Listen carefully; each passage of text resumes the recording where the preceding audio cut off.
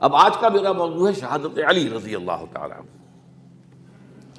اصل میں حضرت علی رضی اللہ تعالیٰ عنہ کی شہادت بھی اسی الفتنۃ الکبریٰ کا تسلسل ہے۔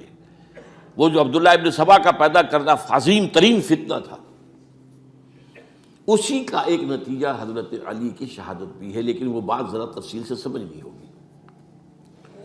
اور اس کے لیے میں ممنون احسان ہوں، حال ہی میں ایک کتاب چھپی ہے، ڈاکٹر سید رضوان علی ندوی، وہ محقق ہیں تاریخ کے، انہوں نے بڑی تاریخی تحقیق کے بعد جو باتیں بیان کی ہیں وہ میں آپ کے سامنے رکھ رہا ہوں۔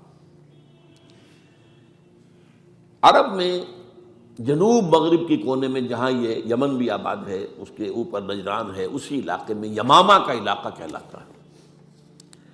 یہاں ایک قبیلہ آباد تھا، بنو تمیم۔ یہ جو لوگ تھے بڑے کرخت مزاج، جنگجو، اکھڑ، ضدی، اور جس بات کو ایک دفعہ مان لیں اس پر اڑ جانے والے اور مر مٹنے والے۔ یہیں سے فتنہ پہلا اٹھا تھا۔ سب سے بڑا جو نئے جھوٹے نبی کھڑے ہوئے تھے ان میں سب سے بڑا تو مسیلمہ کذاب تھا، یہی تو علاقہ تھا۔ اور اس کے خلاف اس فتنے کی سرکوبی میں کتنے صحابہ، 1200 صحابہ ایک جنگ کے اندر شہید ہوئے، جن میں 500 جو ہیں وہ حفاظ تھے رضی اللہ تعالیٰ عنہ اجمعین۔ تو یہ لوگ جو یہ تھے بڑے زوردار تھے۔ اس قبیلے کے بارے میں حضرت عمر رضی اللہ تعالیٰ عنہ نے ایک بڑی عجیب حکمت عملی اختیار کی۔ ان کو وہاں سے اکھاڑ کر اور ایران کی سرحدوں پر آباد کر دیا، اب جہاں پر جہاد ہو رہا تھا، تاکہ ان کے اندر جو یہ جنگجوئی ہے یہ اب اس مقصد کے لیے استعمال ہو، اب وہ دارالاسلام کی توسیع کے مقصد کے لیے استعمال ہو، اور وہ ہوئی۔ حضرت عمر نے 2 چھاونیاں بنائی تھی رضی اللہ تعالیٰ عنہ، کوفہ اور بصرہ، کیونکہ ظاہر بات ہے کہ اب جو اسلام کا دائرہ پھیل رہا تھا اور اسلامی حکومت پھیل رہی تھی، اور زیادہ تر جو ہے مشرق کی طرف پھیل رہی تھی، ایران اور خراسان وغیرہ کی طرف، تو اب مدینے سے اس کا کنٹرول اتنا آسان نہیں تھا، فاصلہ تھا، تو چھاونیاں بنائیں تاکہ یہ اس سرحد کے اوپر یہ موجودہ مرکز رہے، یہاں فوجیں موجود رہیں، کہیں کوئی بغاوت ہو تو اس کو کچلنے کے لیے وہ قوت فوری طور پر دستیاب ہو سکے۔ یہ لوگ ہیں کہ جو عبداللہ ابن سبا کی فتنے سے سب سے زیادہ متاثر ہوئے۔ ان کی مزاج میں وہ کجی تو تھی نا۔ حضرت عمر بھی ان کا جو ایک مضبوط کنٹرول تھا انہیں دبائے رکھا ہے، اور ان کا رخ جو ہے ایک دوسری طرف موڑ کر اس سے اسلام کو فائدہ پہنچایا۔ لیکن اس کے بعد جب فتنہ جو آیا یہ عبداللہ ابن سبا، تو سب سے بڑھ کر یہی لوگ اس کے ماننے والے، اور انہی میں سے وہ لوگ تھے جنہوں نے جانیں بھی دے دی ہیں، جنہیں حضرت علی نے زندہ جلایا ہے، اس لیے کہ وہ کہتے تھے کہ علی خدا ہے۔ اے علی تم خدا ہو، تم ہمیں آگ میں جلا رہے ہو، یہ تو تم ہمارا امتحان لے رہے ہو۔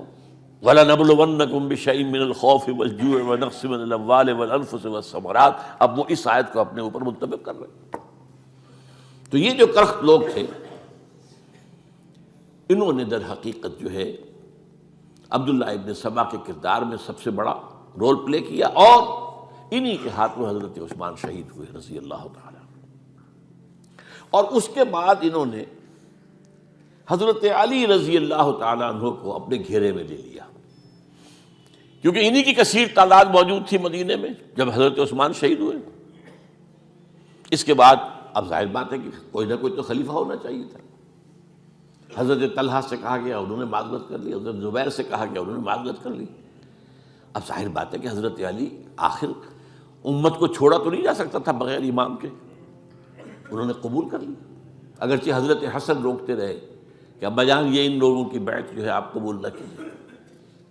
حضرت حسن تو ان میں سے ہیں جو حضرت عثمان کے دروازے پر کھڑے تھے پہرے دار کی حیثیت سے، حسن اور حسین رضی اللہ تعالیٰ عنہ، انہیں تو معلوم تھا فتنہ جو کون لوگ ہیں۔ اس کے بعد حضرت علی رضی اللہ تعالیٰ عنہ نے اسی حکمت سے، جس حکمت کے تحت حضرت عمر نے یہ چھاونیاں آباد کی تھیں، دارالخلافہ بھی مدینے سے کوفہ منتقل کر دیا، تاکہ پورے عالم اسلام کو کنٹرول کیا جا سکے اس مرکز کے ساتھ۔ اس کا نتیجہ یہ نکلا کہ اب گویا کہ حضرت علی کے گرد ان لوگوں کا گھیراؤ مکمل، کوفے میں یہی تو آباد تھے، کوفی یہی تو تھے، حضرت عمر نے انہیں لا کے یہاں آباد کیا تھا۔ جب حضرت علی نے کوفے کو اپنا دارالخلافہ قرار دیا تو گویا کہ ان کا پھر عمل دخل بہت بڑھ گیا۔ ایک طریقے سے یوں کہا جا سکتا ہے کہ انہوں نے اب حضرت علی رضی اللہ تعالیٰ عنہ کو اپنے محاصرے میں لے لیا۔ چنانچہ جنگ جمل کے موقع پر یہ ہوا ہے کہ صلح ہو گئی تھی، حضرت عائشہ رضی اللہ تعالیٰ عنہ کے جو نمائندے تھے اور ادھر سے حضرت علی، صلح ہو گئی تھی، طے ہو گیا تھا کہ ہاں قاتلین عثمان کو جو ہے اس کو سزا دی جائے گی، قصاص لیا جائے گا حضرت عثمان کی قتل کا۔ لیکن ان لوگوں نے 10,000 آدمی کھڑے ہو گئے کوفے کے اندر، ہم سب قاتل ہیں عثمان کے، لوگ قصاص ہم سے اگر لے سکتے ہو، جس کے نتیجے میں اور انہوں نے جنگ شروع کر دی۔ اور جب جنگ شروع ہو جائے تو پھر اس کے بعد تو کوئی نہیں دیکھ سکتا کیوں شروع ہوئی، کیسے شروع ہوئی، کس نے شروع کی۔ اب تو یا مارو یا مرو، دو ہی باتیں ہوتی۔ 10,000 مسلمان ایک رات میں شہید ہوئے جنگ جمل میں۔ اب اس کے بعد حضرت علی رضی اللہ تعالیٰ عنہ کی خلافت جو ہے حضرت امیر معاویہ نے ماننے سے انکار کر دیا۔ جب تک قاتلین عثمان کو سزا نہیں دیتے ہم بیعت نہیں کریں گے۔ یہ نہیں کہ دعویٰ کیا ہو کہ میں خلافت کا حقدار ہوں، یہ نہیں، لیکن یہ کہ آپ کو ان کو سزا دینی چاہیے۔ اب یہ تھا وہ مخمصہ جس میں حضرت علی رضی اللہ تعالیٰ عنہ وہ فرماتے تھے تم میرا ساتھ دو تو میں ان قاتلین عثمان سے سزا جو ہے ان کو سزا دے سکتا۔ ادھر انہیں پتا تھا کہ میں سرنڈر کرتا ہوں تو مجھے علی تک تو پہنچنے کوئی نہیں دے گا، راستے میں ختم کر دیں گے رضی اللہ تعالیٰ عنہ۔ تو یہ پیچ تھا ایک جو ایسا پڑا ہے۔ اب اس میں جب حضرت معاویہ اور حضرت علی کے مابین فیصلہ کن جنگ ہوئی، جنگ صفین جسے کہتے ہیں، جس میں 70,000 مسلمان ایک دوسرے کی تلواروں، تیروں، نیزوں سے قتل ہوئے۔ اس موقع پر حضرت معاویہ کی طرف سے ایک آفر آئی، قرآن مجید کو نیزے پر اٹھا کر لوگوں نے کہا کہ یہ خون ریزی بند کر دو، ہم قرآن کا فیصلہ ماننے کو تیار ہیں۔ حضرت علی دیکھ رہے تھے کہ یہ اصل میں میری فتح کو شکست سے بدلنے کا پروگرام ہے، تقریباً فتح میری ہو چکی ہے، لیکن یہ جو طبقہ تھا یہ انہوں نے کہا نہیں بڑی ٹھیک بات کہہ رہے ہیں وہ، مانیے ان کی بات، جنگ بند کی۔ انہوں نے ہی یہی لوگ تھے جنہوں نے مجبور کیا حضرت علی کو کہ وہ تحکیم پر رضامند ہو جائے۔ اس کے بعد تحکیم میں جو معاملہ ہوا، حضرت علی حضرت عبداللہ ابن عباس کو اپنی طرف سے حکم بنانا چاہتے تھے، یہ اڑ گئے نہیں۔ یہ اڑ جانے والے لوگ، اور یہی اصل قوت تھے، وہاں ساری طاقت تو انہی کی تھی۔ تو انہوں نے ابو موسیٰ اشعری کو اپنی طرف سے مقرر، وہ بہت نرم خو آدمی تھے، انہیں بناؤ۔ بہرحال جو بھی بات طے ہوئی، اب تاریخ کی روایتوں میں اختلاف ہو سکتا ہے، کہا یہ جاتا ہے کہ طے تو یہ ہوا تھا حکمین کے مابین، ادھر سے ابو موسیٰ اشعری، ادھر سے عمرو بن العاص رضی اللہ تعالی عنہما، کہ آپ اپنے جو کلائنٹ ہیں حضرت علی آپ انہیں معزول کر دیجئے، میں معاویہ کو معزول کر دیتا ہوں، پھر جو ہے مسلمان فیصلہ کر لیں کسی اور کی عبادت۔ انہوں نے کھڑے ہو کے کہہ دیا میں علی کو معزول کرتا ہوں، اور عمرو بن العاص نے کہا کہ میں معاویہ کو قائم کرتا ہوں۔ اب یہ ہے روایت، واللہ عالم، اس میں کتنا سچ ہے کتنا جھوٹ ہے، میں کوئی مورخ نہیں ہوں، میں کوئی تاریخ کا محقق نہیں ہوں۔ اس کے بعد جو ہے اب یہ لوگ انہوں نے کہا کہ مانیے تحکیم کو، اور جب انہوں نے حضرت علی نے اس تحکیم کے فیصلے کو ماننے سے انکار کیا تو باغی ہو گئے، حضرت علی کو کافر قرار دیا، اور جا کر ایک جگہ پر حرورہ ایک جگہ تھی وہاں پر جا کے جمع ہو گئے، جتھا بندی کی، بہت بڑی طاقت پر وہاں کری۔ انہوں نے طے کیا کہ علی بھی کافر ہو گیا، معاویہ بھی کافر ہو گیا، عمرو بن العاص بھی کافر ہو گئے، سب کافر ہیں۔ حضرت علی کی طرف سے ایک گئے سفیر ان سے بات کرنے کے لیے، تو انہوں نے کہا تم ہی نے تو کہا تھا کہ تحکیم کو تسلیم کرو، کہ ہاں ہم نے گناہ کیا تھا، کفر کیا تھا، ہم توبہ کی ہم نے. اگر علی بھی مان لے کہ میں نے مان کر کفر کیا تھا اب میں توبہ کرتا ہوں تو ہم ان کی بات مان لیں گے. اب حضرت علی اس طرح کا جھوٹ کیسے بولتے؟ انہوں نے تو کوئی کفر نہیں کیا تھا. مہاراج انہوں نے پھر بھی نرمی برتی کہ دیکھو اگر تم کوئی خونریزی نہیں کرو گے، فساد نہیں مچاؤ گے تو میں تمہیں کچھ نہیں کہوں گا. لیکن وہ اپنی ان شرارتوں سے بعد نہیں آئے. تو پھر تیسری جو بڑی جنگ ہوئی ہے ان جنگوں میں، جنگ نہروان کہلاتی ہے، حضرت علی کی جنگ خوارج کے ساتھ، جس میں 4000 خارجی جو ہیں وہ قتل ہوئے.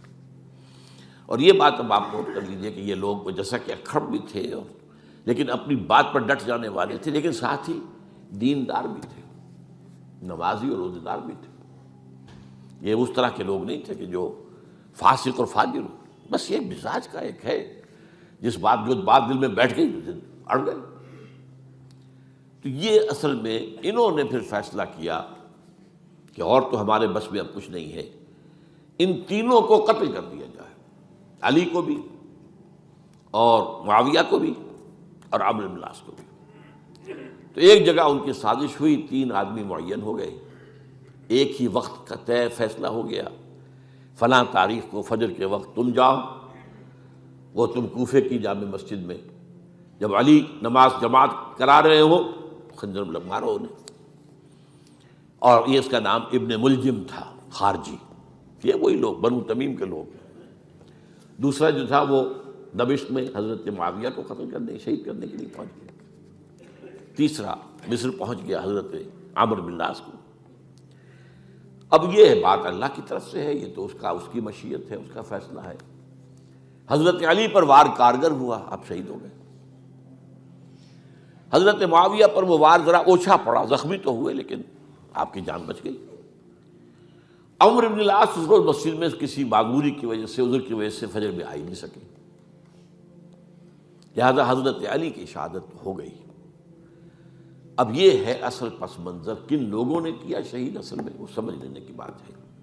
یہ خوارج نے شہید کیا، لیکن خوارج کا فتنہ سبائی فتنے ہی کا آف شوٹ ہے، اسی کے ذیل میں ہے، اسی کی ایک شاخ ہے، اسی کا ایک نتیجہ ہے.